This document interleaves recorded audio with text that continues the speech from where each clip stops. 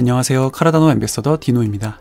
IOG에서 예고한 대로 2월 15일 아침 발렌타인 하드포크가 정상적으로 진행되었습니다. 미디어에서는 해당 하드포크로 가격이 상승할 것이라 예견하기도 했습니다.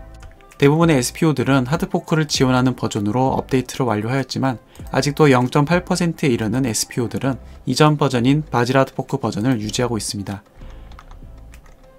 한국인들이 운영하는 SPO 풀들은 모두 업데이트를 완료한 것 같습니다. 풀.pm에 의하면 쉘리 메인넷 이래로 2,300명의 SPO 개인 및 단체가 은퇴를 했다고 합니다. 현재도 3,000여 개의 풀들이 존재하는데요. 카르다노의 프로토콜상 SPO들이 500명만 있어도 카르다노의 네트워크가 운영되게끔 설정이 되어 있기 때문에 많이 잡게 되더라도 1000개 정도의 스테이크 풀들만 수익을 내고 있으며 나머지는 수익을 못 내고 있는 실정입니다. 따라서 카르다니안들은 은퇴한 수많은 풀들에서 벗어나지 못하고 묶여있는 에이다가 상당히 많은데 자동으로 다른 풀들로 스테이킹을 하도록 프로토콜을 변경하자는 목소리도 나오고 있습니다. 암호화폐를 투자하시는 분들은 탈중앙화된 환경을 이용하는 것이므로 한번 스테이킹했다고 그대로 끝인 게 아니라 운영이 잘 되는지 지속적으로 확인하며 스스로 자산에 대한 관리를 하시기 바랍니다. 카르다노 재단에서 COO 및 CLO를 추가로 고용했습니다. 각각 4대 회계법인 PwC와 스위스 금융시장 감독청 출신이라고 합니다. 챗 GPT에게 카르다노 에이다의 가격을 질문하면 2030년 안에 최소 $2에서 $30까지 이를 것이라는 예측을 한다고 합니다.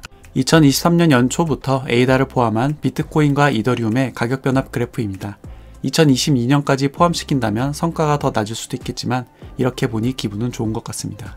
지난 SEC의 POS 스테이킹 제안에 대한 여파 이후 찰스 호스킨스는 카르다노 블록체인에 선택적으로 KYC를 진행할 수 있도록 컨티전트 스테이킹, 줄여서 CS, 한국말로는 조건부 스테이킹을 도입하자는 의견을 내놓았습니다. 해당 관련하여 많은 카르다니안들은 찬성과 반대로 나누어 열띤 의견 대립을 하였는데요. 찬성 쪽은 카르다노 전체가 조건부 스테이킹이 되는 것이 아니며 에이다를 보유한 홀더들의 선택에 따라 기존의 방식도 유지하면서 조건부 스테이킹도 선택할 수 있다는 의견과 조건부 스테이킹이 도입되면 SEC에서는 해당 기능을 빌미삼아 전체적인 SPO들에게 KYC를 강요할 수도 있을 테니 그런 기능 자체를 도입하지 말아야 한다는 것입니다. 어느 한쪽으로 이입하여 이야기하면 서로 그럴듯하기 때문에 다양한 의견들과 밈짤들이 계속 나오고 있으며 찰스를 비난하거나 대립하며 기나긴 트윗 스레드를 만드는 카르다니안들을 종종 발견할 수 있는 한 주였습니다.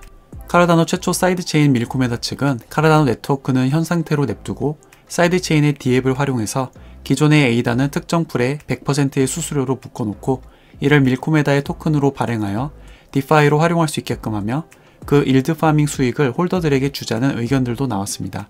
하지만 그렇게 될 경우 스마트 컨트랙트나 D앱사에서 운영을 잘못하게 될 경우 이더리움처럼 손해를 볼 수도 있는 일이므로 회의적인 것은 마찬가지입니다. 카르다노가 가장 탈중앙화가 잘 된 POS 프로토콜이라는 평들이 많았고 이에 따라 홀더가 된 사람들이 많았기 때문에 대립은 끝이 없을 것 같습니다. 모든 에이다 홀더들이 투표를 통해 카르다노 프로젝트의 미래 방향성을 가져갈 수 있는 볼테르 시대의 거버넌스 기능이 나올 때까지 이를 유보하자는 설문조사도 있었으며 조건부 스테이킹에 대한 의견은 거의 반반인 가운데 해당 투표는 과반수가 찬성을 하기도 했습니다. 카르다노의 알고리즘 기반 스테이블코인 제드가 일각의 우려에도 불구하고 $1로 패그된 상태를 지속적으로 유지하고 있습니다. 카르다노의 다양한 디파이 D앱들은 제드를 통한 거래 및 일드 파밍을 제공하고 있는 곳이 지속적으로 늘어나고 있으며 카르다노의 2위 덱스인 윙라이더스는 코티와 협력해서 $1 패그를 위해 담보 준비금을 제공한 기여자들에게 제공되는 쉔 토큰에 대한 일드 파밍 보상을 기획 중이기도 합니다. 쉔 토큰을 다시 에이다로 바꿔버리면 담보 비율이 떨어질 수 있기 때문에 해당 일드 파밍 제공으로 스마트 컨트랙트로 묶이게 된다면 제드에 대한 담보 비율 안정성을 강화하고 홀더들에게는 추가적인 이득을 제공하므로 서로 윈윈하게 됩니다. 금주에는 바이낸스 USD에 대한 안 좋은 소식들이 많았기 때문에 제드가 미래에는 BUSD를 대체할 것이라는 희망찬 트윗도 볼 수 있었습니다. 물론 해당 트위터 개인의 의견입니다. 디노 커뮤니티 분들은 레브토에 대한 ICO 참여자가 꽤 많으실 텐데요. 레브토에서 최근 새로 업데이트된 2025년까지의 로드맵을 공개하였습니다. 가장 눈에 띄면서도 최근에 이뤄질 내용으로 마스터카드의 신용카드와 연동되어 레브 토큰이 결제될 수 있다는 내용이 눈에 띕니다. 레브토는 금주 뮤슬리 스왑이 유동성을 최초로 제공하기로 발표했는데요. 기존의 거래소를 통해서도 살 수는 있었지만 뮤슬리 스왑을 통해 에이다를 스왑해서 손쉽게 구매 가능하게 되었습니다. 뮤슬리 스왑이 윙라이더스에 이어 스테이블 코인상의 유동성을 갖추어 수수료 및 가격 손실이 덜한 스테이블 스왑을 지원하게 되었습니다. 윙라이더스와 뮤슬리 수합이 이미 안정적으로 운영되는 덱스에서 스테이블 수합을 공식 지원하게 되면서 곧 출시될 것 같은 테디 수합은 많은 어려움을 겪는 것으로 보입니다. 초기 유동성 및 프로젝트 자금 확보를 위해 1만 개의 NFT 판매를 기획하였으나 실제 판매 시 1만여 개 중 805개만이 팔린 것인데요.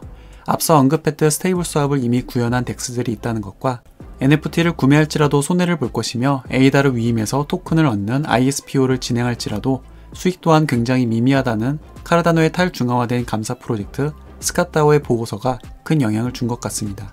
뮤슬리 수합은 카르다노 메인넷의 최초로 구현된 덱스로 알려져 있지만 최근에 카르다노를 접하신 분들은 잘 모르실 것 같습니다.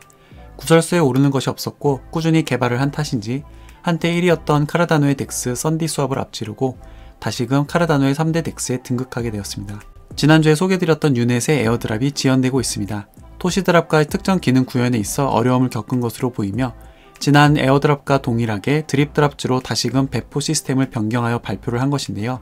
하지만 얼마 안 가서 드립드랍즈에서도 연기를 해야 될 것 같다며 2번 연속 연기 공지를 하였습니다. 하지만 스냅샷을 찍은 기록은 보유를 하고 있기 때문에 에어드랍이 본격적으로 진행될 때 그만큼 누적된 양을 한 번에 받을 수 있을 것으로 보입니다. 지난 뉴스에서 유넷은 오픈소스화가 된 챗 GPT가 될 수 있는 대안 솔루션이라고 소개드린 바 있습니다. 일론 머스크의 진실 어린 GPT가 필요하다는 트윗에 해당 내용을 언급하며 패기를 보이기도 했습니다. 디노 커뮤니티는 유넷 테스트넷을 포함해서 메인넷까지 위임자분들과 함께 적극 참여할 예정인데요. 따라서 자주 소식을 전해드릴 수 있을 것 같습니다. 지니어스 X가 AWS의 액티베이터 프로바이더로 등극하는 쾌거를 이루었습니다. 한국의 카르다니안 분들도 인포어에 대한 ICO나 ISO에 참여하신 분들이 꽤 있을 것 같습니다. 최근 동일한 비즈니스를 진행하고 있는 아프리카의 기업 타코와 제휴를 맺어 아프리카의 저소득층들의 주택 건설 사업에 박차를 가하고 있습니다.